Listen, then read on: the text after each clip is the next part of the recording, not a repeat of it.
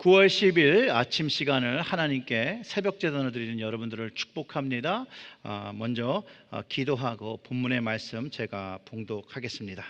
하나님 아버지 감사합니다. 오늘도 이 아침에 제단을, 기도의 제단, 말씀의 제단을 세울 수 있게 도와주심에 감사와 찬양을 드립니다. 이 시간에 은혜 받게 하여 주시옵소서. 성령의 감동이 있게 하여 주시옵소서. 그리하여 오늘 우리의 마음속에 말씀하시는 그 주님의 음성 듣고 순종하는 하루 될 수 있도록 주여 역사하여 주시옵소서. 모든 말씀 예수님의 이름으로 기도드렸습니다. 아멘. 오늘 말씀은 디도서 1장 1절부터 6절의 말씀입니다. 디도서 1장 1절부터 9절의 말씀입니다. 제가 읽어드리겠습니다. 하나님의 종이요 예수 그리스도의 사도인 나 바울이 사도된 것은 하나님이 택하신 자들의 믿음과 경건함에 속한 진리의 지식과 영생의 소망을 위함이라.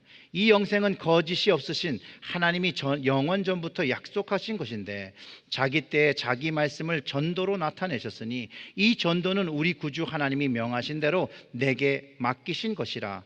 같은 믿음을 따라 나 참 아들 된 디도에게 편지하노니 하나님 아버지와 그리스도 예수 우리 구주로부터 은혜와 평강이 내게 있을지어다.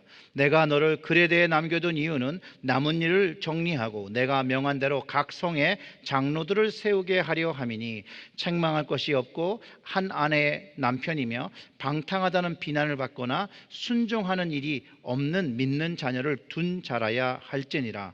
감독은 하나님의 청지기로서 책망할 것이 없고 제 고집대로 하지 아니하며 급히 분내지 아니하며 술을 즐기지 아니하며 구타하지 아니하며 더러운 이득을 탐하지 아니하며 오직 나그네를 대접하며 선행을 좋아하며 신중하며 의로우며 거룩하며 절제하며 미쁜 말씀의 가르침을 그대로 지켜야 하리니 이는 능히 바른 교훈으로 권면하고 거슬러 말하는 자들을 책망하게 하려 함이라. 아멘. 오늘 말씀은요, 바울이 디도에게 보낸 편지에서 일단은 자신의 권위가 예수 그리스도의 사도의 직분에서 나옴을 강조하며 시작을 합니다. 자신의 사도의 권위는 하나님께서 택하신 것이고 영생의 소망을 위해서 영원 전부터 약속된 것이기에 자신은 전도하는 것이라고 그 전도의 근본적인 이유를 말하며 편지를 시작하고 있습니다. 전도는요, 하나님께서 명하신 도를 전하는 것, 그게 사계 사명이고 그것이 이것을 통해서 사도 직분임을 상기시켜 준다는 거예요. 이 사도란 말도요, 어떻게 보면 영어 표현으로는 send forth, 보내심을 받은 자라고 라는 말로써 하나님으로부터 보내진 자라고 이해를 하면 됩니다. 그렇다고 해서 모든 사람들이 다 사도이지는 않습니다. 그래서 바울이 디도를 그레데에 남겨두면서 자기의 일을 뒤이어서 할 수 있는 인물로 디도를 추천하면서 자신과 같은 믿음을 가진 이들, 참 아들 된 사람이라고 그를 표현하며 그를 믿고 따를 수 있는 사람이라고 가르쳐주고 있다는 거예요. 사실 바울은 결혼을 안 했죠. 그래서 자녀가 없습니다. 그러나 말씀 속에서 알 수 있듯이 그는 디도를 영적 아들로 삼았어요. 그리고 참 아들이라고 합니다. 사실상 디모데도 바울의 영적 아들인데 육체의 배로 낳은 아들이 아니라 기도와 말씀과 복음으로 낳은 자녀라고 말해주는 것입니다.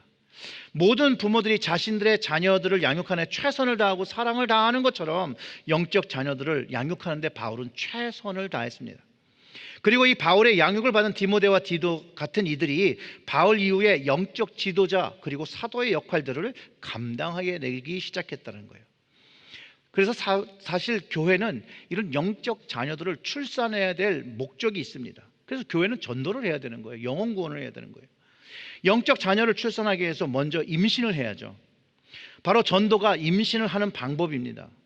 그리고 영적 자녀를 낳기 위해서 교회는 전도를 초대교회부터 지금까지 끊임없이 계속해서 해오고 있는 것입니다. 그리고 낳기만 하면 안 돼요. 양육을 해야 됩니다. 양육을. 영적 자녀를 양육하기 위해서 영적 젖을 먹이기도 해야 되고 이유식을 해야 되고 걸음마를 보며 기뻐하기도 해야 되고 소년으로 전하고 장성한 믿음의 사람이 될 때까지 교회를 맡길 수 있는 그런 이가 될 수 있도록 계속해서 양육하고 돌봐야 함도 가르쳐주고 있습니다. 오늘 본문 안에 디도는 장성한 믿음의 사람이고 영적 아버지인 바울이 맡긴 일을 감당할 수 있는 사람이 되었기에 바울은 나의 참 아들 디도라고 부르며 같은 믿음을 가지고 있다고 하고 그가 해야 될 일을 그에게 남은 일을 맡겼다라고 기록하고 있습니다. 그 남은 일 중에 그 지역마다 장로를 세우는 일을 주었습니다. 자, 5절을 읽어보면 이렇습니다.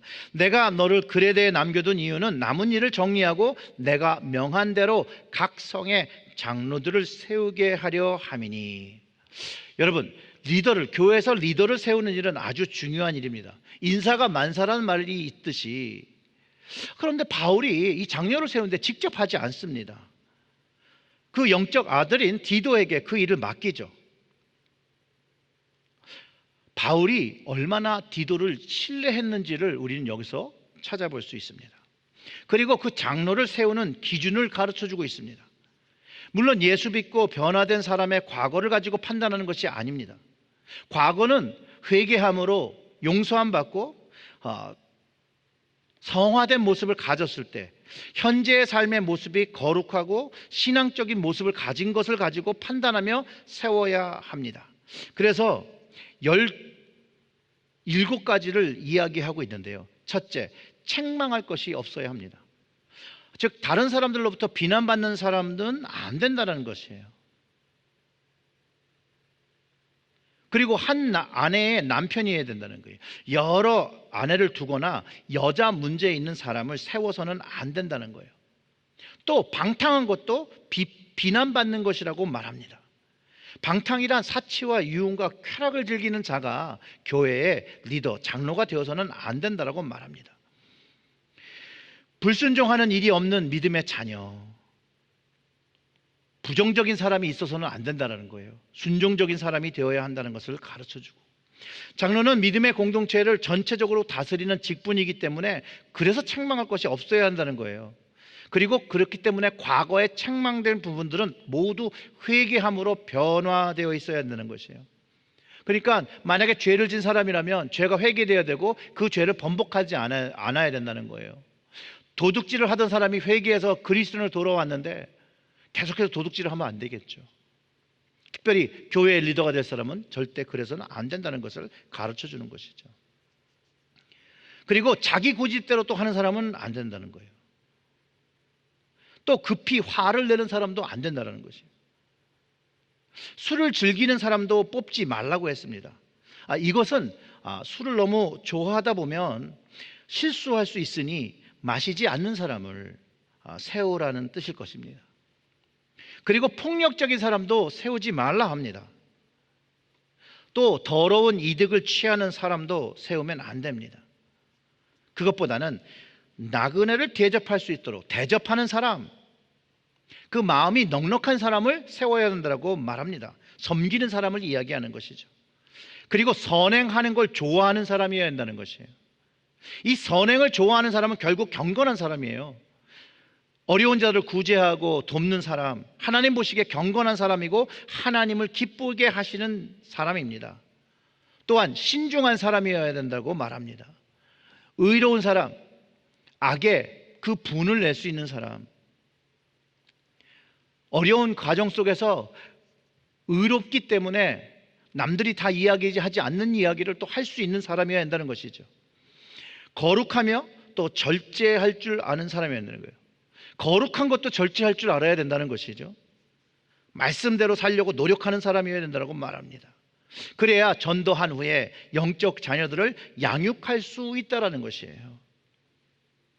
왜냐하면 말씀을 거슬러 말하는 자를 훈육할 수 있는 사람이 되어야 되는데, 이런 모든 요건들이 결국은 영적 자녀를 출산한 후에 양육하는 영적 부모의 역할을 감당하기 때문에 이런 사람들을 뽑아야 한다라고 가르쳐주고 있고, 교회들에게 또 우리들에게 가르쳐주고 있다는 거예요.